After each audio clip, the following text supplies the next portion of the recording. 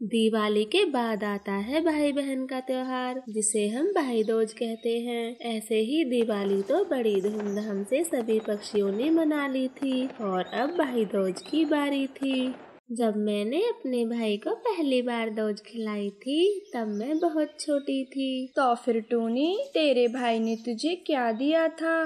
गौरी बहन, तब मेरा भाई बहुत छोटा था, परंतु तब भी उसने मुझे एक स्कूल बैग दिया था। हाँ टूनी बहन, मेरे भाई ने भी मुझे एक बार स्कूल बैग दिया था।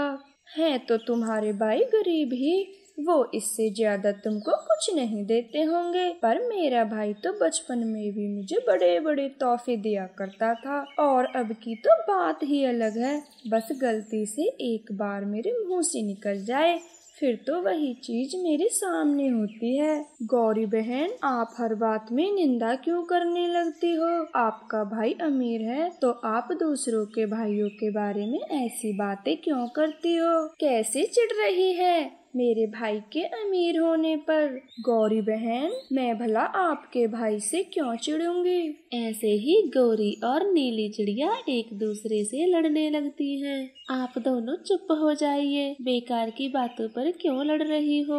हाँ नीलो चिड़िया, इस बार देख ही लेते हैं किसका भाई ज्यादा अमीर है और किसका भाई गरीब। ऐसा कहकर गौरी कव्वी वहाँ से चली जाती है।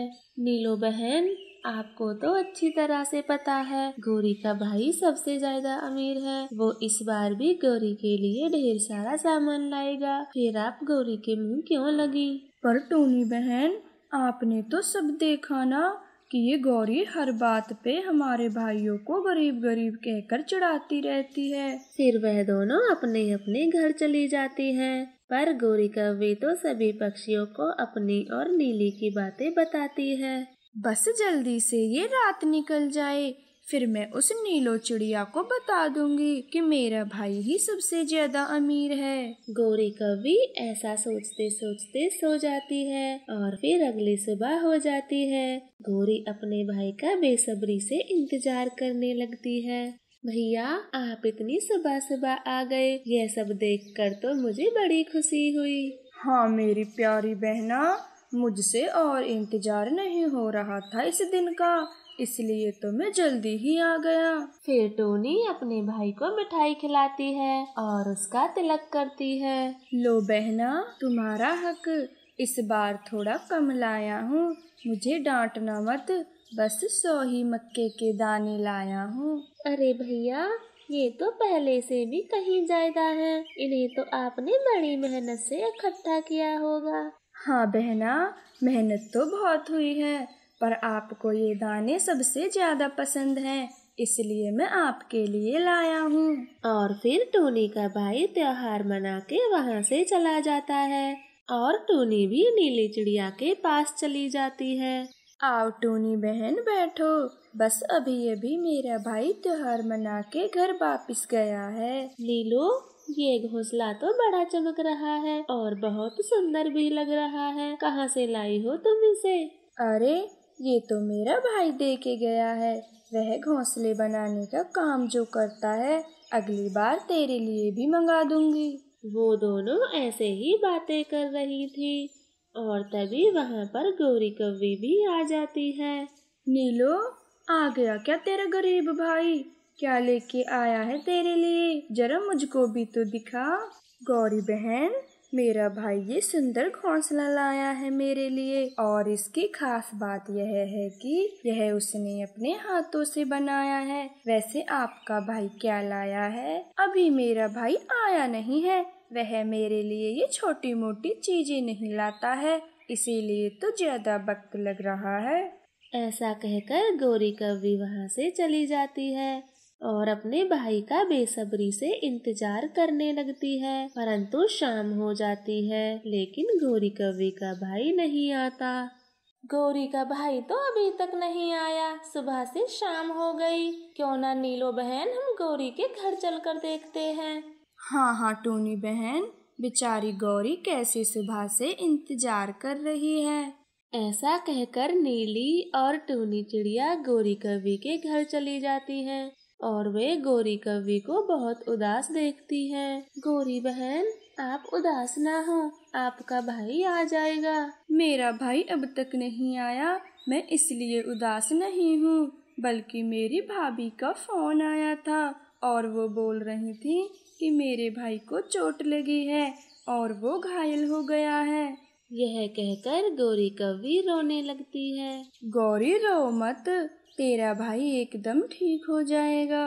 गौरी बहन, हम सब आपके भाई के घर चलते हैं, फिर आप अपने भाई से मिल भी लेना और त्योहार भी मना लेना। हाँ हाँ टूनी, तू एकदम सही कह रही है, यह बात तो मैंने सोची ही नहीं। आओ अब हम चलते हैं। फिर वह तीनों गौरी कव्वी के भाई के घर चली जाती हैं। परंतु जब गौरी कव्वी अपने भाई को देखती है तो बिल्कुल हैरान हो जाती है। भैया, आप तो एकदम ठीक हो, फिर भाभी ने मुझसे झूठ क्यों बोला कि आपको चोट लगी है? यह बात सुनकर गौरी का भैया एकदम चुप हो जाता है और तभी गौरी की भाभी बोल पड़ती है। हमारा भी तो खर्चा है, आखिर घर में 3 बच्चे हैं, हमेशा तुम्हारे लिए ही कमाते रहे क्या? हर साल ढेरों सामान लेकर जाते हैं, इस बार नहीं गए तो क्या हुआ? भाभी, भैया को नहीं भेजना था तो मत भेजती, पर झूठ बोलने की क्या जरूरत थी? यह बात सुनकर मुझसे रहा नहीं गया और मैं भैया को देखने आ गई। गौरी का भाई अपनी पत्नी की ऐसी कड़वी बातें सुनकर बोल पड़ता है। मुझे माफ कर दो बहना, मैं इसकी बातों में आ गया था और इसलिए आपसे झूठ बोलना पड़ा। गौरी बहन, आप क्या देख रही हो? आपका भाई आपसे माफी मांग रहा है, तो क्या अब आप अपने भाई को माफ नहीं करोगी? मुझे अपने भाई से कोई शिकायत नहीं है। आओ भैया, हम अब भाई दूज का त्योहार मनाते हैं। फिर गौरी कव्वी अपने भाई को मिठाई खिलाती है, परंतु इस बार गौरी अपने भाई से कुछ नहीं लेती। अरे बहना, ये पैसे रख लो, आप इनसे अपना मनपसंद सामान खरीद लेना। नहीं नहीं भैया, मैं इन पैसों का क्या करूँगी? बस आपका प्यार मेरे लिए ऐसा ही बना रहे, यही मेरे लिए सब कुछ है। अरे गौरी, अब रख भी लो पैसे, इतने नखरे क्यों कर रही हो? नहीं नहीं भाभी, ये पैसे आप ही रख लो। इन पैसों की वजह से ही आपने भैया को मेरे पास नहीं भेजा। गौरी कव्वी की ऐसी बातें सुनकर उसकी भाभी बहुत शर्मिंदा होती है और फिर वह तीनों वहाँ से चली आती हैं। नीलो बहन, अब मुझे समझ में आ गया है कि भाई अमीर हो या गरीब, बस रिश्तों में ज्यादा प्यार होना चाहिए। 2 दिनों से लगातार जंगल में तेज बारिश हो रही है। सभी पक्षी अपने घोंसलों में चुपचाप बैठे हुए हैं। सभी को डर है कि कहीं उनके घोंसले पानी में बह ना जाएं। तभी टूनी चिड़िया अपनी खिड़की में से बाहर देखती है और कहती है, अरे बाप रे, इतनी तेज बारिश तो मैं अपने जीवन में पहली बार देख रही हूँ। ऐसा लगता है कि तूफान भी आने वाला है। भगवान करे कि जंगल के सभी पक्षी सुरक्षित रहें। तभी अपने घोंसले में से गौरी कबूतरनी बोल पड़ती है, टूनी बहन, तुमने एकदम सही कहा, मुझे भी लगता है कि कोई बड़ा तूफान आने वाला है।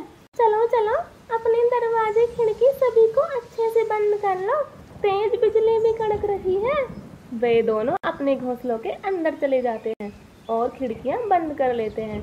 इधर कालू कौवे के घर बहस हो रही है। जब मैं तुमसे कहता था कि लगातार तेज बारिश होने वाली है, तो तुमने मेरी एक भी बात न मानी, और तो और उस टूनी और कबूतरनी को भोजन जमा करते देख हंस रही थी। अब हंसो, अब क्यों नहीं हंस रही? अब क्यों गला फाड़ के भूख से चिल्ला रही हो? तो तुम तो भोजन जमा करने के लिए गए थे, फिर भी पूरे भोजन का प्रबंध न कर सके। सब गलती तुम्हारी ही है। एक दिन में मैं कितना भोजन जमा कर लेता, जितना मुझसे हुआ मैंने किया। भला मेरी क्या गलती है इसमें? उल्टा मुझी को दोष लगा रही हो। अच्छा, अब चुप रहो और मुझे कुछ सोचने दो। ऐसा कहकर कौवी सोचने लगती है और बड़ी चालाकी से अपने पति से कहती है, ये देखो कौवा जी, ये नकली बादल है। मैं इसके पीछे से उस गौरी कबूतरनी को कैसे डराती हूँ। बस अब मानो भोजन का प्रबंध हो ही गया। ये तुम क्या करने जा रही हो? इससे अच्छा तो हम उनसे कुछ भोजन उधार ले लेते हैं, वह हमसे मना नहीं करेंगी। तुमने ऐसा सोचा भी कैसे कि मैं उस गौरी कबूतरनी से भीख मांगूंगी? मुझे तो वो दोनों जरा भी अच्छी नहीं लगती, बल्कि मैं तो उन दोनों को यहाँ से दूर भगाने के चक्कर में हूँ। फिर अपने पड़ोस में अपनी सहेलियों को लाऊंगी। इतना कहकर काली कौवी गौरी कबूतरनी के घर के बाहर चली जाती है और कहती है, अरे इस घर में कोई रहता है कि नहीं? अगर कोई रहता है तो मुझसे बातें करो। मैं बादल बोल रहा हूँ और मैं बिजली का संदेश लेकर आया हूँ। फिर कबूतरनी खिड़की को खोलती है और वह देखती है कि एक बादल उसके घर के ऊपर रुका हुआ है। वे बादल से कहती है, बादल भैया, आप हमारे घर कैसे आए और बिजली ने क्या संदेश भेजा है हमारे लिए? बिजली तुम्हारे घर पे गिरने वाली है। उन्होंने मुझसे कहा है कि जल्दी से उनको बता दो, वरना वह जल के भस्म हो जाएंगे। अगर तुम दोनों को अपनी जान प्यारी है तो इस घर से बाहर निकल जाओ, यहाँ से कहीं दूर चले जाओ, वरना इस घोंसले के साथ तुम भी जल जाओगे। अब मैं चलता हूँ, वो कभी भी यहाँ आने वाली हैं। काली कौवी वहाँ से चली जाती है और अब गौरी कबूतरनी भी अपने पति कबूतर से घर छोड़कर जाने की बात करती है। कबूतर जी, जान रही तो घर दूसरा भी बना लेंगे, चलो यहाँ से। पर हम इस तूफान बारिश में कहाँ जाएंगे? चाहे हम कहीं भी जाएं, पर इस घर से जल्दी चलिए। हाँ चलो, पर हम अपने साथ थोड़ा सा भोजन ले लेते हैं, इससे हमें थोड़ी सी आसानी होगी। गौरी कबूतरनी और उसका पति वहाँ से चले जाते हैं। इधर काली कौवी अपनी खिड़की से देख रही थी। उनको वहाँ से चले जाते ही काली कौवी अपने पति से कहती है, चलो चलो कौवे जी, भोजन लाने के लिए। वह दोनों वहाँ से चले गए हैं, हम जल्दी से उनका सारा भोजन अपने घर में ले आते हैं।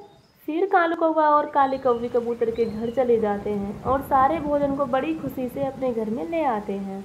ये तुमने अच्छा नहीं किया, बेचारे इस बारिश में कहाँ जाएंगे, और ये बारिश भी न जाने कब तक रहेगी।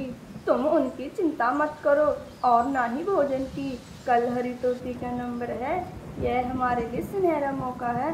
बस तुम देखते जाओ कि हम कैसे इस पूरे जंगल पे राज करेंगे।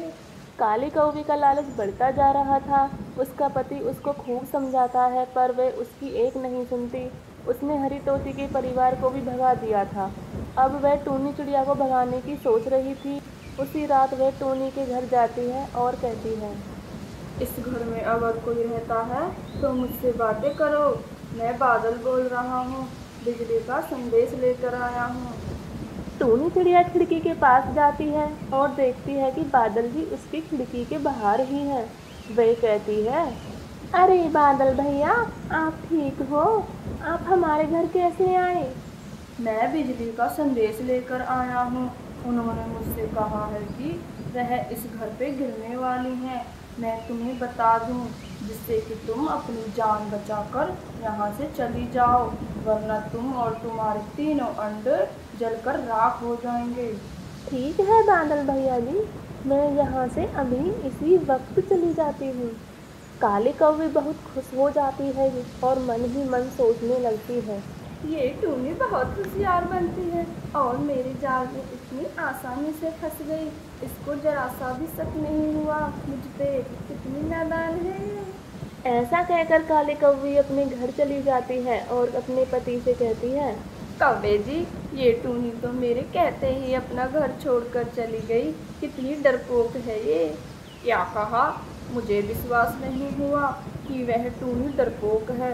अरे मैंने उसे कई बार देखा है, वह बहुत निडर है। वो ऐसे अपने घर को छोड़कर नहीं जा सकती। तुम मेरे साथ चलकर खुद ही देख लो, वो मेरे सामने ही वहाँ से चली गई है। मैं तुम्हारे साथ नहीं जाऊँगा। पहले तुम अकेले ही अच्छे से पूरा घर देख कर आओ कि वह वहाँ पर है कि नहीं। अच्छा ठीक है, मैं अकेले ही वहाँ चली जाती हूँ। मैं तुम्हें बाद में बुलाने आ जाऊँगी।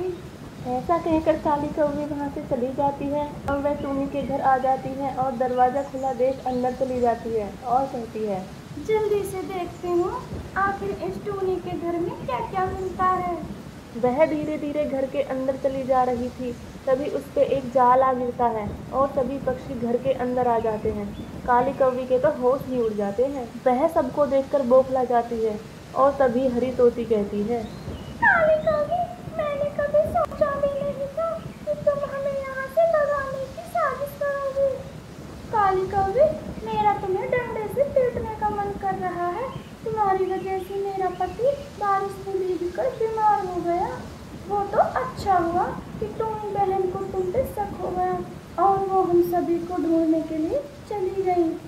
हाँ, वो तो हम तेज बारिश की वजह से ज्यादा दूर नहीं गए थे, जिसके कारण टूनी ने हमें जल्दी ही ढूंढ लिया। इतना कहकर हरी तोती और गोरी कबूतरनी काली कौवी को मारने की बातें करने लगती हैं। टूनी चिड़िया उनको ऐसा करने से रोकती है और कहती है, अरे बहना, रुक जाओ, ऐसा मत करो। मैं जानती हूँ कि इसकी वजह से तुम्हें बहुत परेशानी हुई है, पर हमें काली कौवी की बात भी सुननी चाहिए कि उसने ऐसा क्यों किया। काली कौवी कुछ बोल पाती है कि उससे पहले वहाँ पर काली कौवा भी आ जाता है। मैं तुम सभी को बताता हूँ कि आखिर कौवी जी ने ऐसा क्यों किया। हमारे घर में अनाज का एक भी दाना नहीं था। हम दोनों को जिंदा रहने के लिए भोजन की सख्त ज़रूरत थी और हम ऐसी बारिश में कहाँ से भोजन लाते।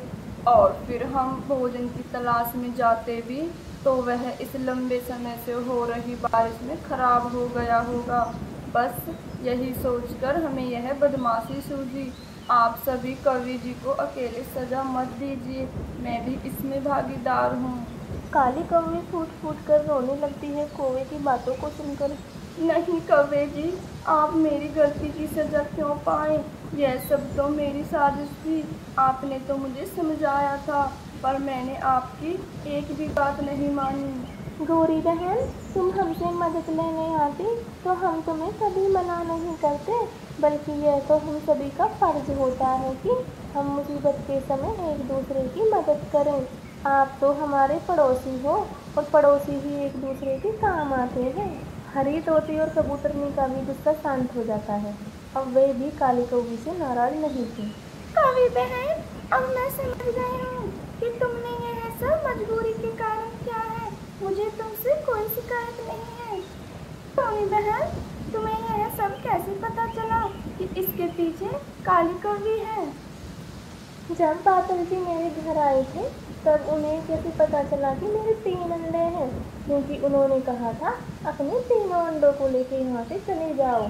फिर तो बस मुझे शक हो गया ये कोई आस पड़ोस वाला है। तुम सब बहुत अच्छे हो। मैं तुम्हारे साथ इस जंगल में रहने के लायक नहीं हूँ। मैं यहाँ से दूर चली जाती हूँ। यह सुनकर कबूतरनी कहती है, नहीं नहीं कवि बहन, तुम यहाँ से कहीं नहीं जाओगी। तुम हमारे साथ यहीं इसी जंगल में रहोगी। हाँ, तुम्हें अपनी गलती का पछतावा है, यही खुशी की बात है। सभी पक्षी बहुत खुश हो जाते हैं और अपने अपने घर जाने की बात करते हैं। तभी काली कौवी कहती है, तुम सब मेरे घर में चलो, क्योंकि घर पे बहुत सारा भोजन है। सब मिल बांट के खाएंगे और जब तक यह बारिश नहीं रुक जाती हम सब मेरे ही घर में रहेंगे। और फिर कुछ दिन बाद बारिश बंद हो जाती है और सभी पक्षी अपने अपने घर चले जाते हैं और सभी बहुत खुश रहते हैं।